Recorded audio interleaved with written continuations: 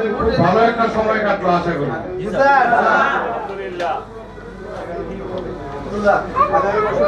মানুষ কি বলে যে একটা পরিপূর্ণ করার জন্য টক ঝাল মিষ্টি দরকার, কিন্তু আমাদের মধ্যে কোনো টক ছিল না, ঝাল ছিল না। আমাদের প্রধান অতিথি মানিক দা সংক্ষিপ্ত একটা কথা বলবেন। আশু এন্টারপ্রাইজ কর্তৃক আয়োজিত ইয়ারলি সেলস এন্ড প্রমোশন প্রোগ্রামে উপস্থিত আজকের এই সভার মধ্যমণি আশু এন্টারপ্রাইজের কর্ণধার আমার স্নেহের ছোট ভাই বিশ্বজিৎ সরকার, ইন্দ্রজিৎ সরকার সহ উপস্থিত আছেন আমাদের, আমি যেটা মনে করি প্রতিষ্ঠানের প্রাণ আমার যে মহোদয়, আরো উপস্থিত আছেন মলয়দা এবং বিশ্বজিৎ দা শুরু করে আর আমার আশু এন্টারপ্রাইজের যে সকল সদস্যবৃন্দ, আপনাদের সবাইকে আমার সালাম। এখানে আসলে বক্তব্য দেওয়ার কিছু নাই, আমাকে অতিথি করেছে সেই জন্য আমি গর্বিত।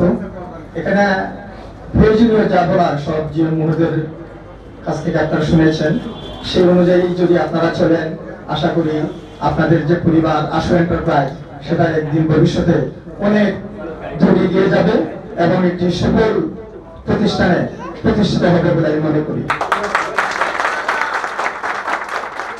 আমি আশা করব এই আশু প্রতিষ্ঠানটা এটার যে প্রাণ ভ্রমরা সেটা আপনারা যদি ভালোভাবে চলেন, আপনারা যদি ভালোভাবে চালান, তাহলে সেই প্রতিষ্ঠানটা একটা পূর্ণাঙ্গ রূপ পাবে এবং দেশের একটি সুনামধন্য প্রতিষ্ঠানে পরিণত হবে। এই আশা আমি আপনাদের নিয়ে দেখতে পারি যে আশু এন্টারপ্রাইজ যে নামটা, এটা একজন মমতাময়ী মায়ের নামে প্রতিষ্ঠিত প্রতিষ্ঠান। আর সেই মায়ের আঁচলের নিচে আমি মনে করি আপনারা সকলেই আছেন, সেই মায়ের দোয়া আপনাদের সবার উপরে থাকবে। আর সেই দোয়া নিয়ে আপনাদের যে কর্ণধার বিশ্বজিৎ সরকার সে এগিয়ে চলছে। আশা করি আপনাদের সকলের এরকম সাপোর্ট সবসময় সে পাবে এবং এই প্রতিষ্ঠান উত্তরোত্তর সমৃদ্ধি কামনা করবে আশাবাদ ব্যক্ত করে আপনাদের সবাইকে সালাম জানিয়ে আমার বক্তব্য শেষ করছি। আসসালামু আলাইকুম। ধন্যবাদ আমাদের প্রধান অতিথি মানিক সরকার সাহেবকে। অত্যন্ত ছোট কথায় উনি মূল কথা বলে গেছেন। আসলে সবাই গোছায় কথা বলতে পারে না, ওনার আল্লাহ এই তীক্ষ্ণ জ্ঞান বুদ্ধি দিচ্ছেন দেখে কিন্তু অল্প কথাই বলে গেছেন। আপনারা মন মর্তটা বুঝতে পারছেন। উনি আমাদের শুভকামনা আশা করেন এমন পর্যায়ে আমরা একসময় বাংলাদেশের প্রথম সারি একটা কোম্পানিতে পরিণত হব। আল্লাহ ওনার কথার মধ্যে বরকত দান করুন। আমরাও আশাবাদী। আমাদের ব্যানারে কর্নারে আমি একটা কথা লিখছিলাম, ফুলের জন্য ঢেকে গেছে। এটা আমার একটা মূল কথা। এই মূল কথাটা কি? দেশীয় পণ্য কিনুন, দেশের টাকা দেশে রাখুন। ওদের টাকাটার একটা লভ্যাংশ বাইরে চলে যায়, আর আমাদের যে অংশটা আছে পুরোটাই আমাদের দেশে থাকে। আমরা যদি ভোক্তা, দোকানদার, ডিলার ওদেরকে বলে দেবে ভাই আমরা পূর্ণাঙ্গ দেশীয় কোম্পানি, আমাদের একটা টাকা আপনি যদি রাখেন এটা জাতীয় অর্থনীতিতে যেমন ভূমিকা রাখবে, এরকম আমাদের দেশের অনেক বেকারের কর্মসংস্থানের ব্যবস্থা হবে। কাজেই আমরা ওই জিনিসটাই মাথায় রাখবো যে দেশীয় পণ্য ব্যবহার করে দেশকে এগিয়ে নেওয়ার জন্য যা যা বলার, যা যা জ্ঞান বুদ্ধি আছে আমরা এগুলো সবগুলোই অ্যাপ্লাই করব। আশা করি আমরা নিরাশ হব না। এটা আমাদের মাননীয় মালিক মহোদয় পুরস্কার বিতরণের পরে সমাপনী যে বক্তব্য ওইটার মধ্যে উল্লেখ করবেন। এখন পুরস্কার বিতরণী প্রোগ্রামে যারা ফেব্রুয়ারি টপার, এক সিরিয়ালি 9 জন আসেন। 9 জন টপার আমরা সিলেক্ট করছিলাম। ফেব্রুয়ারি টপার মানে ফেব্রুয়ারির মধ্যে যে ফার্স্ট হয়েছে প্রত্যেকটা জুনে। সবাই হাতে তালি দেন।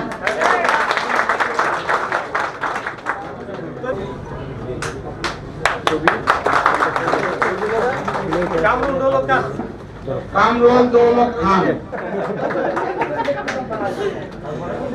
রাশেদ পলাশ, একরাম পলাশ, কামরুল হাসান ভোলা নাকি দৌলত খান।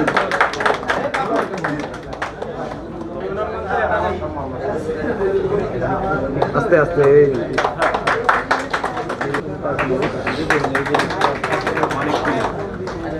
আব্দুল মজিদ,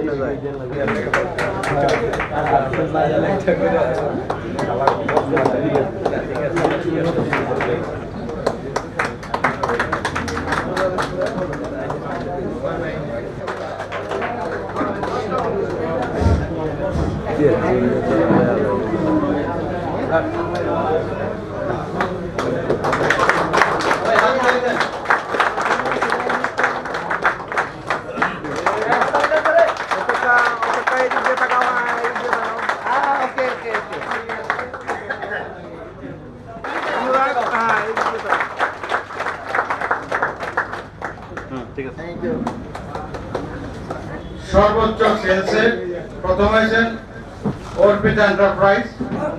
ওদের যে গিফট আছে এটা হচ্ছে একটা 42 ইঞ্চি LED TV, smart TV. Dealer ক্যাটাগরিতে আমরা যেমন জোন ক্যাটাগরি পুরস্কার দিছি, আমরা প্রত্যেকটা জোনের শ্রেষ্ঠ ডিলারকে পুরস্কার দেব ইনশাআল্লাহ। কোনো অফিসার অন্তত বেস্ট ডিলারের সেলস বিনিময়ে কোনো গিফট ছাড়া কেউ যাবে না। আজকে সারা বাংলাদেশে দিছে একজন, তখন প্রত্যেক জনে যেমন আমরা এসও দিছি 9টা পাইছে, এরকম 9 জন বেস্ট ডিলার পুরস্কার পাবে।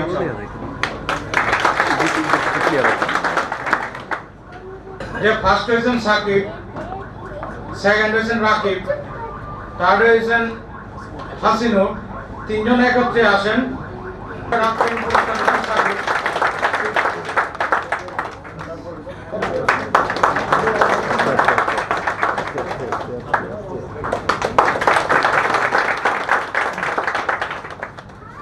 সবার ভিতরে একটা উৎকণ্ঠা, আশা ভরসা কাজ করে। কেমন আমরা যা আশ্বাস দিই এগুলো লিখিত। কালকে হবে এএসএম সুলাইমান,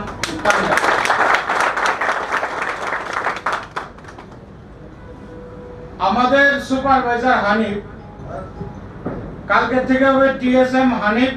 ঈদের পরে এএসএম হবে, তাদের ম্যাচুরিটি বয়স এখনো হয়নি। সেক্ষেত্রে আমাদের আরো 2 জন সেল সুপারভাইজার টিএসএম হবেন। আর বড় পোস্টে একটা পরিবর্তন, এটা হচ্ছে আমাদের হাসানুর এএসএম, কালকে থেকে আরএসএম হাসানুর।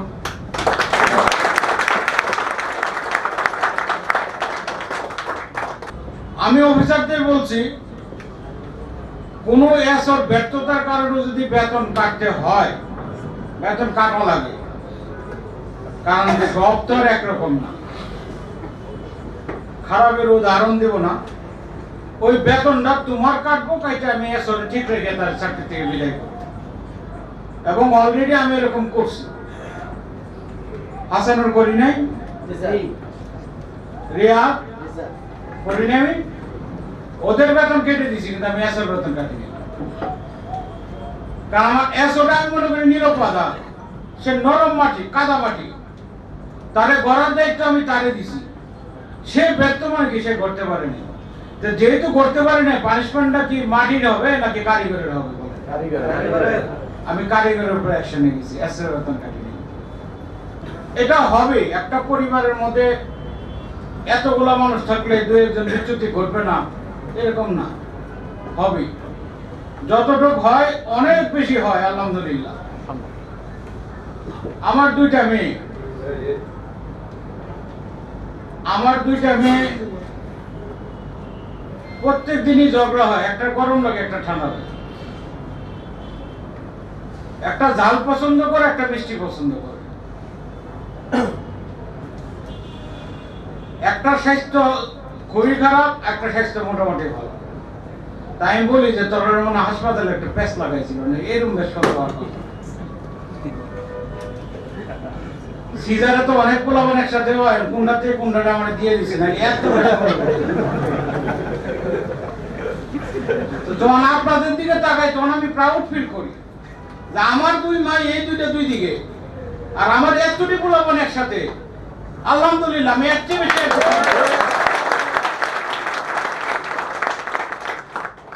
আমাদের বৃন্দ আজকে যা শুনে গেলেন, তার যদি 25% আপনার লাইফে কাজ করতে পারেন, আপনি সাকসেসফুল।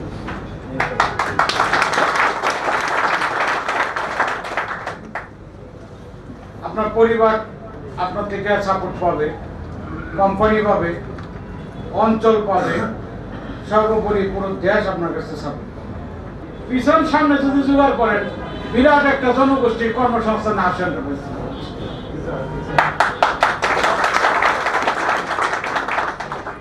আমরা সৎ পথে চলার চেষ্টা করব, সর্বদাই কোম্পানিকে সামনে রেখে কোম্পানি এগিয়ে যাওয়ার স্বার্থে নিজেকে বিলীন করব। আলহামদুলিল্লাহ। সবাই আপনাদের কথা যদি মন থেকে বইলা থাকেন, আল্লাহ কবুল করুন। বিলীন করতে পারেন, বাইরে যাও না। কিন্তু এখন আপনাদের সামনে আমাদের কোম্পানির মালিক মহোদয় সমাপনী বক্তব্য দিবেন। এই বক্তব্যের পরে আমরা এই অনুষ্ঠানের সমাপ্ত করব। আসলে কিছু ওয়াদা যেগুলো করি, চেষ্টা করি প্রতিষ্ঠান ছোট হলেও চেষ্টা করি যে একটু পূরণ করার জন্য। কিছুদিন আগে আমি মাদারীপুরে রাজ্জাক ভাইয়ের পয়েন্টে বলে আসছিলাম ড্রেস কোড আমরা খুব দ্রুত সময়ের মধ্যে আমরা ড্রেস কোড দিব। তো আমরা মোটামুটি পারছি যে সবাইকে ড্রেস কোডটা দেওয়ার জন্য। মানে আমাদের পরিস্থিতি যাই হোক, কিন্তু আমাদের মানে চতুর্দিকে সামনে পিছনে সব জায়গায় দেখতেছি যে মনে হচ্ছে যে আমাদের বিষয় এই পর্যন্ত আসার পিছনে আসলে যতটুকু মানে অবদান, হ্যাঁ এটা আসলে যদি না বলি তাহলে আসলে বুঝবেন না বিষয়টা। আমি যে জায়গায় আসছি আসলে আমার শুরুটা হচ্ছে গিয়ে মানে মানুষে বলে যে উপরে ওঠার জন্য একটা সিঁড়ির প্রয়োজন হয়, কিন্তু আমি এমনই ভাগ্যবান মানে পদে পদে আমি সিঁড়ি পেয়েছি। আমি ঢাকা থাকার জন্য আসলে বোনের বাসায় ছিলাম। যদি মায়ের পরে কেউ থেকে থাকে আমার এই বড় বোন, যে যার বাসায় ছিলাম। তো আসলে বড় বোনকে উপরে উঠেছিল কারণ আমার বোন জামাই জামাইবাবু উনি যদি সাপোর্ট না দিত আসলে বোনদের পক্ষে সম্ভব হয় না, কখনো সম্ভব হয় না। সেই জায়গায় কিন্তু আমাকে মানে আমি সবসময় ওই জায়গায় ছিলাম, থাকছি খাইছি। আমাকে আরেকজন সাপোর্ট দিছিল, সেটা হচ্ছে মানে পান্না ভাই, যে আসাদ আল মফিজ। উনি এখন আমেরিকায় থাকে, ওনার কাছ থেকে বিভিন্ন কেমিক্যাল উনি আমাকে মোটামুটি একটা মিনিমাম প্রাইস করে লাভ করে আমাকে কেমিক্যাল দিত। আমি ওটা চেঞ্জ করতাম। মানে আমি প্রথম তো শুরু করছিলাম আসলে কেমিক্যাল ইনপুট দিই। তো সেই জায়গা থেকে আসলে ধরা খাওয়ার পরে আমার বোনের একটা সাপোর্ট পেলাম। তো পরবর্তীতে দেখা যাচ্ছে যে আমার এমন কম থাকার কারণে উনি আসাদ ভাই উনি সাপোর্ট দিলেন। তো আস্তে আস্তে ব্যবসাটা শুরু করে মোটামুটি ভালো একটা অবস্থানে চলে গেলাম। পরবর্তীতে আসলে নিজে জায়গা কিনলাম। কেনার পরে দেখা যাচ্ছে যে আমার ওই জায়গাটার মধ্যে প্রতিষ্ঠানটা করতে গিয়ে ইসলাম ভাই ছিল ওই জায়গায়, তাকে পেলাম।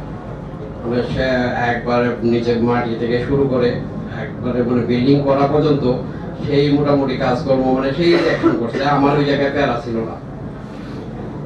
তো ভালো মানুষ আসলে পাওয়াটাই সবচেয়ে মানে কষ্টসাধ্য, কিন্তু আমার সবকিছু যেখানে জানি মানে উপরওয়ালা ইজি ভাবে দিয়ে দিতেছে। তো আমি ইসলাম ভাইকে পাইলাম, ও কাজ করতেছে, ওই সাইডে আমার কোনো প্যারা নাই, আমি অন্য সাইড দেখতেছি। তো মার্কেট মোটামুটি যে পরিসরই করছি, করার পরে দিয়ে আমি কিন্তু মোটামুটি ন্যাশনালি মার্কেট করার জন্যই যে মার্কেট করতে গিয়ে যে আমি চিন্তায় ছিলাম যে কিভাবে করব, কি করব না করব, যাই আমার সাইডগুলো যাই হয়েছে। তো ন্যাশনালি করতে গিয়ে এর মধ্যে আমি দাদাকে পাইলাম।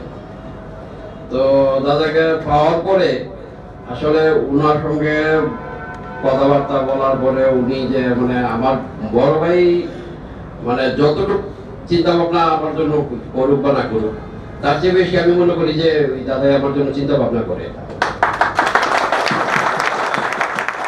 যে আমার কিসে ভালো হবে, কিসে খারাপ হবে। নানান দিক চিন্তা ভাবনা করি কিন্তু কাজকর্মগুলা করে। তো অনেক সময় আমার কাছে ডিসিশন চাইলেও যদি যে এটা কিভাবে করবো, কিন্তু আমি কিন্তু মানে ডিরেক্টলি বলে দিই যে আপনার যেটা ভালো হয় এটা করেন। কারণ আমি জানি যে অন্তত উনি চিন্তাও করবে যে প্রতিষ্ঠানটা কিভাবে টিকিয়ে রাখতে হবে। আগে ওনার হচ্ছে ওই থিওরিটা, এর পরবর্তীতে হচ্ছে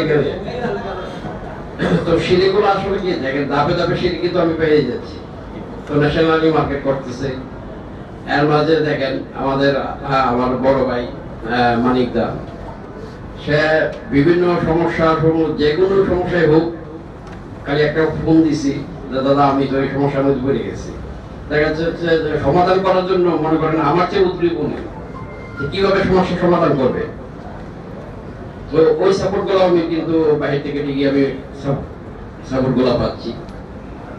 তো এখানে আসলে বললে অনেক কিছু দেখেন, এখন আমার দেখেন আশেপাশে আমার যতজন আছে সবই কিন্তু আমার একটা সিঁড়ি। তো আমি আসলে কি এখন অবস্থাটা এমন হচ্ছে যে আমার কায়িক দিতে হয় না, আমি অটোমেটিকলি সিঁড়িতে আমার পা পড়ে, যেহেতু আপনারা আছেন তো আমার সিঁড়ির অভাব নেই।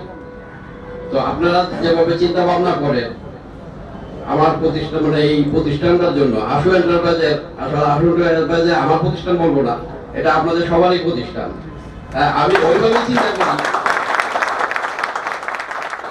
আমি ওইভাবেই চিন্তা করি যে আমি ভালো থাকবো আর আমার প্রতিষ্ঠানের কেউ খারাপ থাকবে, এই জিনিসটা আমি মানে মন থেকে মেনে নিতেও পারি না।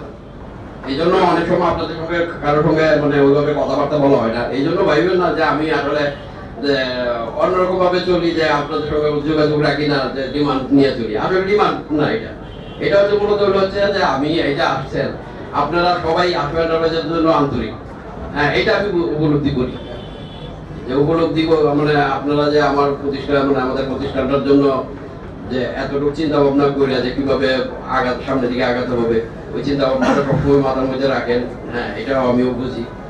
কিন্তু যোগাযোগের ব্যাপারটা ওই যে অন্য একটু কম করি। তবে একটা সময় আসবে, হ্যাঁ আসলে আমি আপনাদের পাশেই থাকতে চাই, আমি চাই না যে আমি মালিক হিসাবে থাকতে চাই। তো আমার আমরা আসলে একটা অবস্থান এমন পর্যায়ে নিতে চাই যে আমিও আপনারা যে চেয়ারে বসছেন আমি ওই চেয়ারেই বসতে চাই, প্রতিষ্ঠানের জায়গায় থাকবে।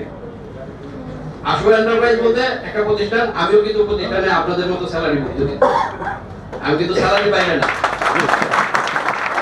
তো আমাদের প্রতিষ্ঠানটা মনে করেন যতটুকু উপরে উঠবে, আমি চেষ্টা করবো যে দাদা সবচেয়ে আপনারা ভাগ্যবান এই জন্য, আমি তো বিশাল ভাগ্যবান যে আমি এতগুলো লোক, হ্যাঁ সঠিক মানে লোক নির্বাচন করাটাই একটু মানে দুষ্প্রাপ্য ব্যাপার। আর সেই জায়গায় আমি ইজি ভাবে এতগুলো লোককে আমি মনে করি যেখানেই আমি আসতেছি ওইখানেই আমি মানে এমন ভাবে পাইতেছি যে মনে হচ্ছে যে আমাকে উপরওয়ালা নিজে থেকে দিয়ে গেছে ভালো লোকগুলো। টুকটাক এই জায়গায় খারাপ যারাই আসছে আরো টিকতে পারেনি, যারাই চেষ্টা করছে ওইভাবে টিকতে পারে না। তো এটাও হয়তো উপরওয়ালা এইভাবে সিলেক্ট করে রাখছে। তো এখানে আসলে কি আমরা যে পর্যায়ে এখন যাচ্ছি, যে ন্যাশনালি মার্কেট করতেছি, আশা করি আপনাদের যদি সর্বাধিক চেষ্টা ওইটা অব্যাহত থাকে, আমরা ইন্টারন্যাশনাল ভাবে মার্কেট করবো। এটা এই প্রতিষ্ঠান থেকে আমি 1 টাকাও বাহিরে আমি কোন কাজে ব্যবহার করি না। তো আসলে আমাদের প্রতিষ্ঠানটা কিছু হওয়ার কোন সম্ভাবনা আমার মনে হয় নাই, ইনশাআল্লাহ, যদি উপরওয়ালা কোনো গজব না দেয়, ইনশাআল্লাহ। আর আমাদের প্রোডাক্ট কোয়ালিটি আসলে আমি যতটুকু মানে কোয়ালিটি নিয়ে আমি যতটুকু আমি স্যাটিসফাই, তার থেকে বেশি স্যাটিসফাই থাকতে হবে আপনাদের। কারণ আমি একটা মানে একদিন আমি বলছিলাম যে আশু নামটা হচ্ছে আমার মায়ের নাম। তো সেই জায়গায় আমি 2 নম্বর পয়েন্ট এই প্রতিষ্ঠানে 2 নম্বর মানে কোয়ালিটি কোনো কিছু আমি এটাতে উৎপাদন করবো না কোনো দিন, যদি এতে করে আমার তো আমি এই জন্যই বললাম যে আপনারা গ্যারান্টি আপনারা নিজেরাই দিতে পারবেন মন থেকে। দেখেন আমি তেলটা কিন্তু অনেক আগেই করতে পারতাম, বিভিন্ন ফ্যাক্টরি থেকে অফারও আসছে যে আমাকে তেলটা মানে গ্রাম হিসাবে আমাকে দিবে, আমি বোতলজাত করবো, কিন্তু আমি এটাও করতেছি না। কেন করতেছি না? আসলে গুছায় নিয়ে করতে গেলে একটু সময়ের ব্যাপার, সময় লাগে। আমি আমাদের ফ্যাক্টরিতে গাড়িগুলো চলে আসছে, বিদ্যুৎ লাইন টাইন এগুলো করতে গিয়ে একটু সময় লাগছে, আর খুব বেশি সময় হয়তো লাগবে না। আমাদের খাটের যে তেঁতুল কাঠের যে ঘানি, ওই ঘানিতে কিন্তু আমরা তেলটা করবো। তো ওই হিসাবটা করে আসলে কি আমরা কোয়ালিটিটা মেনটেন করতে গিয়ে একটু সময় লাগে আর কি। এখন আমি আপনাদেরকে বললাম যে আমি একটা অনেক কিছু করবো আপনাদের জন্য, এই করবো সেই করবো, আসলে পরিস্থিতি কখন কাকে কোন পর্যায়ে নেয় এটা কেউ কখনো বলতে পারে না। বড় ধরনের আশা না থেকে আমি যদি মনে করেন যে ভবিষ্যতে আমার যে ক্যাপাসিটি আছে আমি আপনাদের জন্য কিছু করতে পারি, আমি যদি করি তাহলে এটি কিন্তু প্রায় কিন্তু আপনাদের কিন্তু ভালো লাগবে। আর আশ্বাস দেওয়ার পরে যদি আমি না করতে পারি তখন কিন্তু আমার প্রতি একটা বিরক্তি তৈরি হবে আপনাদের। তো এই জন্য আমি বড় অন্যান্য প্রতিষ্ঠানদের মতো আমি কিন্তু আপনাদেরকে বড় বড় আশ্বাস দিই না যে আপনাদের জন্য এই করবো সেই করবো, এগুলো আমি করতে আসলে ইচ্ছুক না। আর তদরূপে আসলে মার্কেটিং এর ব্যাপারটা তো বললাম, এই যে দাদা যা ডিসিশনে আমি ওইটাতেই স্যাটিসফাই থাকি, কারণ উনি যে জায়গায় আছে এই জায়গায় আমার আসলে কথা বলার থাকে না কিছু, আমি বলতেও চাই আর বলবো না। আর এইখানে সবচেয়ে বড় কথা হলো আমি কোনোভাবে হোক, হয়তো আপনারাও জানেন, কোনো মানে আপনারা এই প্রতিষ্ঠানে যারাই আছেন বাদ দেওয়ার পক্ষে আমি আসলে কখনোই চিন্তা ভাবনাও করতে পারি না। যখন কেউ বাদ পড়ে যায় তখন আমার নিজের কাছে কষ্ট লাগে যে লোকটাকে আরো কেউ কোনোভাবে টিকানো যায় কিনা। আমি অনেক সময়, কারণ মার্কেটিংটা যেহেতু আমি জানি না, অনেক সময় দেখা যাচ্ছে মার্কেটিং এর পলিসির কারণে অনেক কিছু মানে ডিসিশন আমি চোখ বন্ধ করে আমাকে নিতে হয়, যে আমি চুপচাপ থাকি, এটা হয়তো বা ডিসিশনটা নেওয়া হয়েছে এটা ভালোর জন্যই নেওয়া হয়েছে, কিন্তু আমি কিন্তু তারপরও মন থেকে মানিতে পারি না যে এই লোকটা কেন যাবে। তো সেক্ষেত্রে আবার যদি আসলে মনসতা আমি এইগুলা এতক্ষণ বলার কারণ হচ্ছে অতীত গুলাকে আপনাদেরকে শেয়ার করার কারণ হচ্ছে কি জানেন, যদি আমি অতীত যদি ভুলে যাই বা আপনারাও যদি যারা যে পর্যায়ে আছেন অতীতটাকে যদি ভুলে যান, তো একটা এমন সময় আসবে আপনার নিজের প্রতি একটা অহংকার চলে আসবে, যে মানে যে চিন্তাটা মানে আমি অহংকার যদি যে এখন এই পর্যায়ে আসছি, আমি যদি মনে করি যে আমার যোগ্যতায় আমি চলে আসছি, তাহলে কিন্তু আমার অহংকার চলে আসছে। হ্যাঁ, আপনাদেরকে আমি কিন্তু মূল্যায়ন করবো না, কিন্তু আমি যদি চিন্তা করি যে আমার অতীতটা কি ছিল, আমি এই জায়গায় আসছি কাজের মাধ্যমে আসছি, আপনাদের মাধ্যমে আসছি। তো এই জন্য আপনাদের উচিত যে প্রত্যেকের জায়গা থেকে আপনি কোন পর্যায়ে ছিলেন, কোন পর্যায়ে আসছেন বা কোন পর্যায়ে যাবেন, এই অতীতটা সবসময় মনে রাখবেন। তাহলে আমি মনে করি যে আপনাকে কেউ আঙ্গুলতে দেখাই দিতে হবে না যে আপনি ভবিষ্যতে ওইরকম ছিলেন। তো আমি আশা করি যে আমি যতদিন বাইচে আছি আমার দ্বারাতে যাতে এরকম উপরওয়ালা যাতে চিন্তা ভাবনা মাথার মধ্যে না আনে, আমি আনবো না তো ঠিক আছে, কিন্তু যাতে উপরওয়ালা কোনোদিন যাতে এই চিন্তাটা না করায় যাতে তুমি এই লোকগুলাকে বাদ দাও। অনেকেই লোক দেখাবে, আসলে লোভের বিষয়টা হচ্ছে এটার বিষয়ে কিছু আমার মনে হয় যে পুরানা আমার যাদের সঙ্গে আছে আশু এন্টারপ্রাইজে আমার প্রতিষ্ঠান যখন ছোট ছিল ওনারা এটা ভালো বলতে পারে। মানে আমি যখন প্রতিষ্ঠানটা আমার মনে করেন একা একা করছি, আমার কোনো মার্কেটিং এর লোক ছিল না, তখন কিন্তু আমার কিছু প্রতিষ্ঠানের কিছু লোক ছিল, ডিলার ছিল, ছিল, আজ অব্দি এখনো পর্যন্ত তারাই আছে।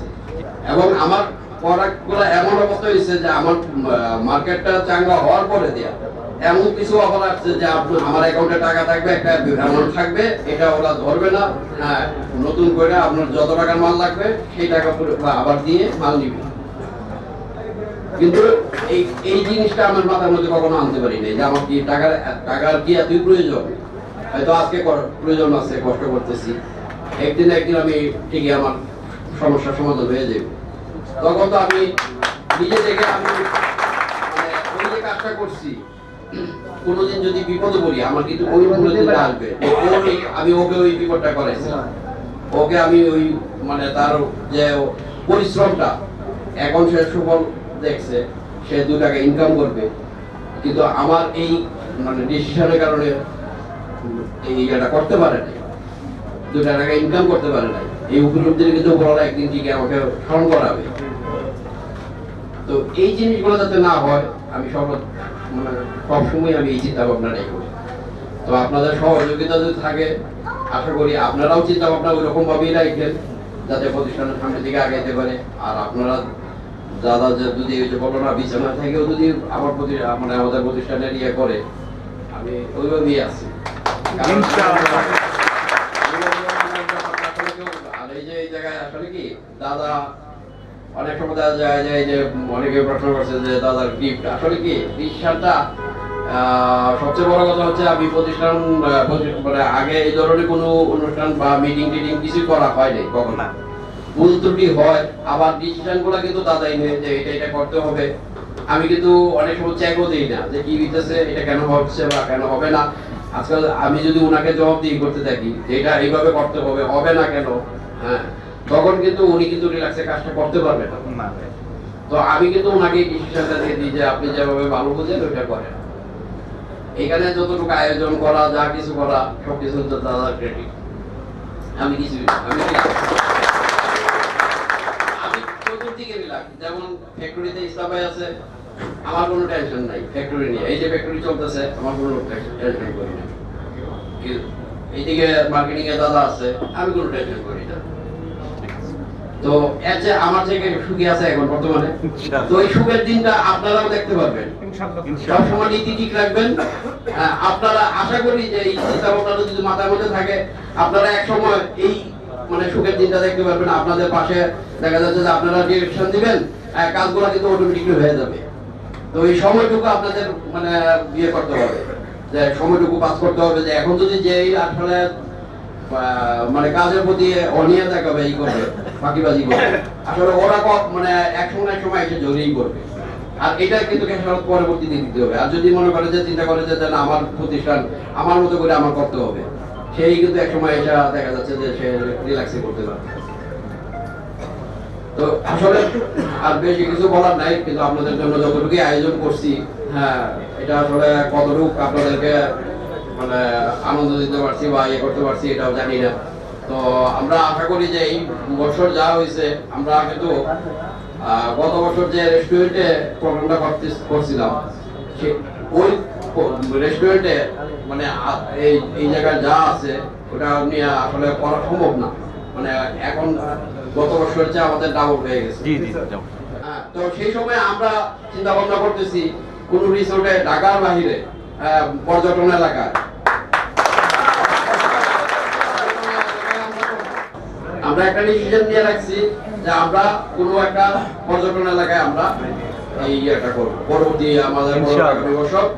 এবং প্রত্যেকের মানে ওই যে সেলসের যে মানে সবগুলা রিপোর্ট যে সেলস করতে পারবে ওইটা আমরা গিফট আইটেম আমরা করবো, যাতে গিফট দিতে পারি সবাইকে, মোটামুটি একটা ইয়ে করতে পারি।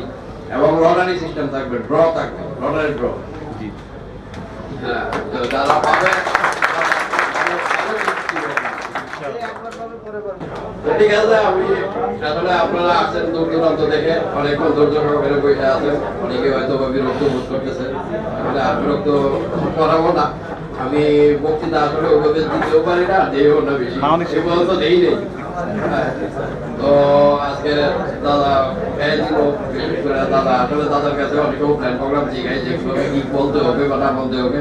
আসলে এটা শিখানোর কথা না, এটা হলো মানে মন থেকে আমার মানে যে পরিস্থিতি গুলো মনে করতেছে যে আজকে আমার এই প্রতিষ্ঠানটা দেখে যে এত ভালো লাগতেছে, যে এখন পিছনের দিকগুলো আমার মনে পড়তেছে আমি কিভাবে কি। তো এই জন্যই বলতেছি আর কি যে আপনারা অতীত কখনো ভুলেন না। তো সবাই ভালো থাকেন, আর মুরব্বী যারা আছে ওদেরকে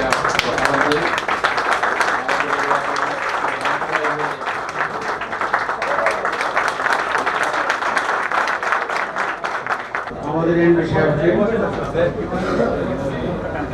অল্প সময়ের মধ্যে সুন্দর বক্তব্য দেওয়ার জন্য আজকে sales and promotion conference Asha enterprise 2025 এর সমাপ্তি ঘোষণা করছি। আসসালামু আলাইকুম।